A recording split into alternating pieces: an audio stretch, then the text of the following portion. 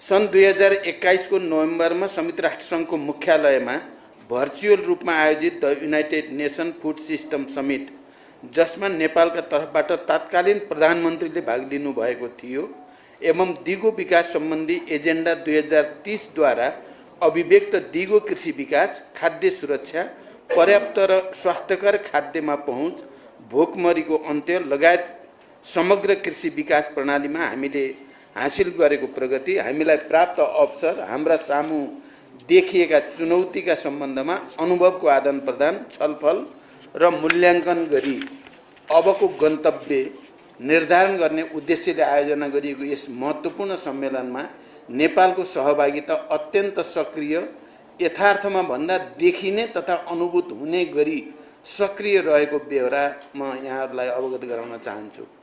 उक्त अवसरमा जुलाई 24 सम्पन्न सम्मेलनको उद्घाटन समारोह अफिसियल ओपनिङमा नेपाल सरकार प्रमुख तथा अति कम विकसित राष्ट्र एलडीसी को चेयरका हैसियतमा सम्बोधन गर्नुका साथै जुलाई 25 आयोजित सम्मेलनको अत्यन्त महत्त्वपूर्ण सत्रको रूपमा हेरिएको food system transformation in practice, success, challenge and the way फरवर्डमा मैले नेपालको प्रतिनिधित्व गर्दै की स्पिकरको रूपमा सम्बोधन गरेको यहाँहरूलाई अवगत गराउन चाहन्छु।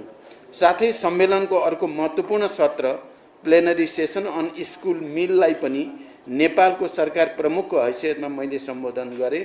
माननीय कृषि मन्त्री लगायत मेरो प्रतिनिधिमण्डलका अन्य सदस्यहरूको पनि सम्मेलनका अन्य सत्रहरूमा सक्रिय सहभागिता रहेको थियो।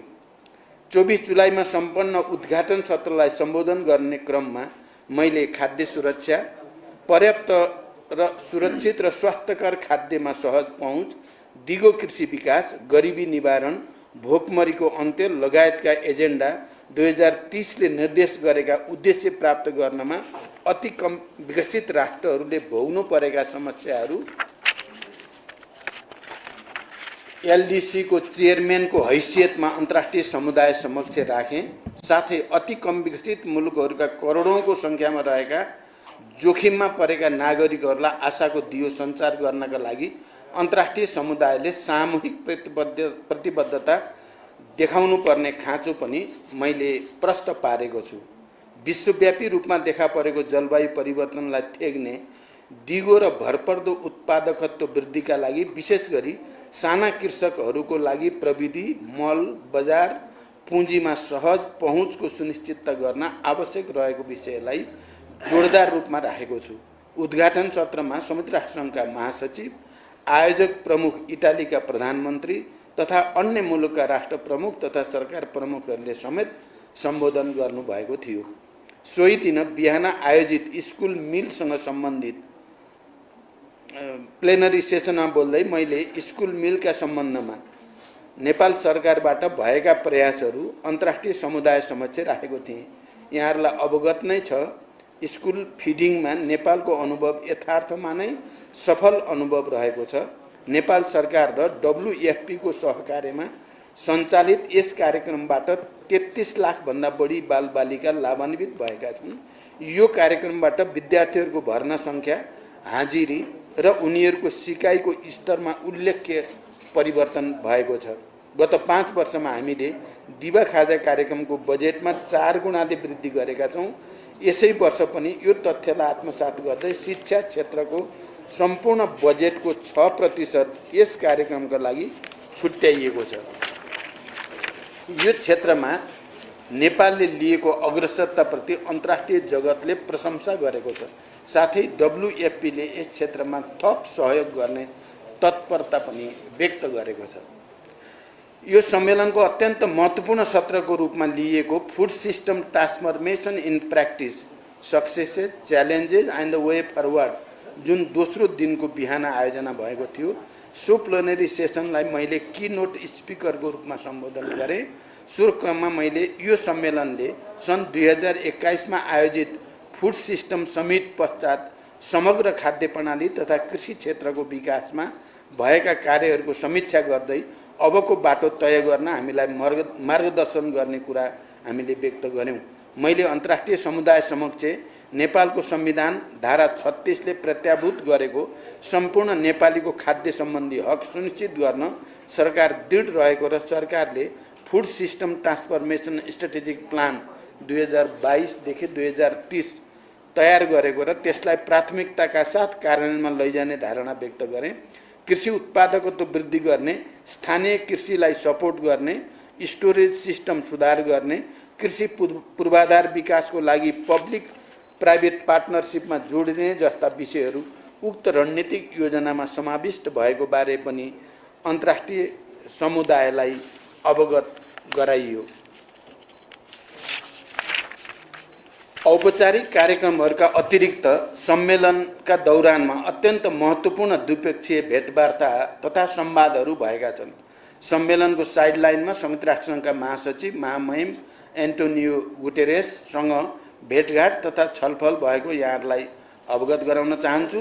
सो अवसरमा संयुक्त राष्ट्रसङ्घ र नेपाल बीचको सहकार्य तथा सहयोग, विश्व शान्तिमा नेपालले पुर्याएको योगदान, मल्टिल्याटरलिजम, क्लाइमेट चेन्ज, गरिबी निवारण तथा खाद्य सुरक्षा जस्ता विषयमा छलफल भएको थियो। उक्त अवसरमा मैले उहाँलाई उपयुक्त समयमा नेपाल भ्रमण गर्नका लागि निमन्त्रणा गरेको छु र सो निमन्त्रणालाई उहाँले सहर्ष स्वीकार गर्नुभएको छ। उहाँ नेपालप्रति चासोका साथ जानकारी राख्ने शुभचिन्तक रहेको बारे यहाँहरूलाई जानकारी नै छ। उहाँ छिटै नै नेपाल आउने प्रतिबद्धता व्यक्त गर्नुभएको छ। यसैगरी खाद्य तथा कृषि संगठन FAO का डाइरेक्टर जनरल डाक्टर चु दोनग्यू, विश्व खाद्य कार्यक्रम WFP का एक्जिक्युटिभ डाइरेक्टर मिसेज क्लिन्डी हेन्सले म्याकेन र कृषि विकासलाई अन्तर्राष्ट्रिय कोषका प्रेसिडेन्ट डाक्टर अल्भारो लारियोसँग समेत भेटघाट तथा छलफल भयो। उक्त छलफलहरू नेपालको ती सङ्गठनहरूसँगको सहयोग तथा विकास साझेदारी, नेपालमा ती सङ्गठनहरूको सहयोगमा सञ्चालित आयोजनाहरूको कार्यान्वयन, नेपालको कृषि विकास, ग्रामीण विकास, खाद्य सुरक्षा, गरिबी निवारण तथा ती सङ्गठनहरू अब हुने साझेदारी तथा सहयोगका सम्बन्धमा केन्द्रित रहेका थिए। यहाँहरूलाई अवगत नै छ, FAO, WFP, IFAD तीनै सङ्गठनले नेपालको कृषि विकास, ग्रामीण विकास, खाद्य सुरक्षा, गरिबी निवारण, महिला किसानहरूको जीवनस्तर सुधार जस्ता विषयमा लामो समयदेखि नेपालसँग सहकार्य गर्दै आएका छन्। यस सन्दर्भमा खास गरी FAO का डाइरेक्टरले त तुरुन्त नै नयाँ आयोजना नेपालमा ल्याउने र उत्पादन वृद्धिमा विशेष सहयोग गर्ने प्रतिबद्धता व्यक्त गर्नुभएको छ।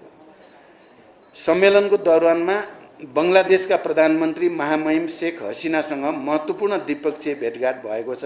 यहाँहरूलाई अवगत नै छ, नेपाल र बङ्गलादेश बीच अत्यन्त सुमधुर र मैत्रीपूर्ण सम्बन्ध रहिआएको छ। सो भेटघाटमा नेपाल र बङ्गलादेश बीचको मैत्रीपूर्ण सम्बन्ध, आपसी सहयोग, क्षेत्रीय सहयोग, अन्तर्राष्ट्रिय मञ्चहरूमा नेपाल र बङ्गलादेश बीचको सहकार्य जस्ता विषयहरूमा हार्दिक र सौहार्दपूर्ण छलफल भएको थियो। यहाँहरूलाई अवज्ञात नै छ, बङ्गलादेश सरकार नेपालमा उत्पादित जलविद्युत खरिद गर्न इच्छुक रहेको छ। आर्थिक अन्तर्निर्भरताको यो अत्यन्त महत्त्वपूर्ण आयाम अब कार्यान्वयनको चरणमा रहेको छ। हालै मैले गरेको छिमेकी मित्र राष्ट्र भारतको औपचारिक भ्रमणका क्रममा नेपालले भारतीय भूमि भएर नेपालको जलविद्युत बङ्गलादेशमा निर्यात गर्ने सहमति भएको छ। त्यसलाई यथाशीघ्र औपचारिकता दिई जलविद्युत निर्यातको ढोका खोल्ने हाम्रो प्रयासले सार्थकता पाउँदैछ। बङ्गलादेशका प्रधानमन्त्रीसँग यो विषयमा अत्यन्त महत्त्वपूर्ण कुराकानी भएको छ र उहाँहरूको यो स्वतन्त्रताको 50औं वर्षको उपलक्ष्यमा मलाई निम्ता पनि दिनुभएको छ र मैले सकेसम्म बङ्गलादेश आउने भनेर भनेको पनि छु। भ्रमणकै क्रममा मैले NRNA इटालीद्वारा आयोजित कार्यक्रममा भाग लिई त्यहाँ रहेका नेपाली समुदायसँग विभिन्न विषयमा छलफल गरेको समेत अवगत गराउन चाहन्छु। नेपाली समुदायका तर्फबाट केही महत्त्वपूर्ण विषयहरूमा सहजीकरण गरिदिनका लागि सरकारलाई आग्रह भएको छ। ती विषयहरू समाधान गर्न सकेमा विदेशमा बस्ने नेपालीहरूलाई सहज सेवा पुग्ने, नेपालको निर्यात बढ्ने र नेपाल र मित्र राष्ट्रहरूबीच सम्बन्ध थप सुमधुर हुने मैले विश्वास लिएको छु। सो सम्मेलनमा म अत्यन्त व्यस्त रहेँ। सम्मेलनको पहिलो दिन त बिहान 9 बजेदेखि बेलुका 9 बजेसम्म करिब 12 घण्टा एफएओको परिसरभित्र सम्मेलनमा सहभागिता र बैठकहरूमा व्यस्त रहेँ। केही बचेको समय समेत इटालीको आर्थिक, सामाजिक र सांस्कृतिक क्षेत्रमा गरेको विकासको अवलोकन गरेको छु। प्लेनमा चढ्नुभन्दा केही समय अगाडि मात्रै रोमको ओलम्पिको फुटबल स्टेडियमको अवलोकन पनि गरेँ। त्यो अवलोकन गर्न लायक रहेछ। फुटबल क्षेत्रमा उनीहरूले गरेको प्रगतिबाट हामीले पनि सिक्न सकिने धेरै कुरा भएको महसुस गरियो। यसरी सम्मेलनमा देखिएको नेपालको सक्रिय सहभागिता र सम्मेलनको दौरानमा भएका महत्त्वपूर्ण भेटघाटहरूबाट यो भ्रमण एउटा सफल भ्रमणको रूपमा रहेको पाएको छु। समग्रमा यो भ्रमणबाट अन्तर्राष्ट्रिय मञ्चमा अझ विशेष गरी संयुक्त राष्ट्रसङ्घीय मञ्चहरूमा नेपालको छवि एक स्वतन्त्र, सार्वभौम, संयुक्त राष्ट्र समग्र मल्टिल्याटरलिजमप्रति प्रतिबद्ध मुलुकको रूपमा अझ बढी मुखरित हुन पुगेको मैले विश्वास लिएको छु। मैले सुरुमा पत्रकारहरूको अगाडि राख्ने करिब त्यहाँ भएका कामहरूको प्रेस नोट यही नै हो। मलाई लाग्छ अब यसमा सबै कुरा आएको हुनाले तपाईँहरूको प्रश्नको उत्तर भइसक्यो होला जस्तो लागेको छ। तैपनि केही छ भने राख्न सक्नुहुन्छ। प्रमुख प्रतिपक्ष दल एमाले अर्थमन्त्री र गृहमन्त्रीको संलग्नता बिना एयरपोर्टबाट यो लेभलको तस्करी हुन सक्दैन भनेर सदन किन अवरुद्ध गरिरहेको छ? यसमा तपाईँको भनाइ के छ? र सँगसँगै तपाईँले कृषिका सबै फेरिस्त सुनाइरहँदा स्वदेशमा लन्ड्री स्किन रोगबाट 30,000 पशुपक्षी मरिसकेका छन् र तपाईँका संयन्त्रहरू चाहिँ कति पनि यसमा जिम्मेवार भएको देखिँदैन।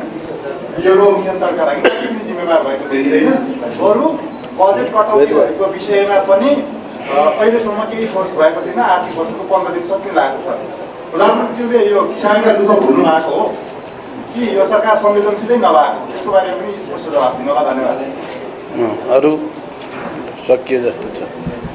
पहिलो कुरा, म अहिले चाहिँ अब इटालीमा राष्ट्रसङ्घको खाद्यसँग सम्बन्धित कार्यक्रममा सहभागी भएर आएको हुनाले मैले तपाईँहरूले प्रश्न यसैसँग सोध्नु होला सम्बन्धित भएर भनेको, अर्को सोध्नुभयो। अब म साथीहरूसँग कुराकानी गर्छु। एउटा चिज भने अब मैले प्रश्न भन्नुपर्छ, राजनीतिक उद्देश्यको निम्ति हत्तरपत्त प्रधानमन्त्रीको राजीनामा मागिहाल्ने, गृहमन्त्रीको राजीनामा मागिहाल्ने, अर्थमन्त्रीको राजीनामा मागिहाल्ने जो संस्कार बस्न खोजेको छ त्यो राम्रो होइन।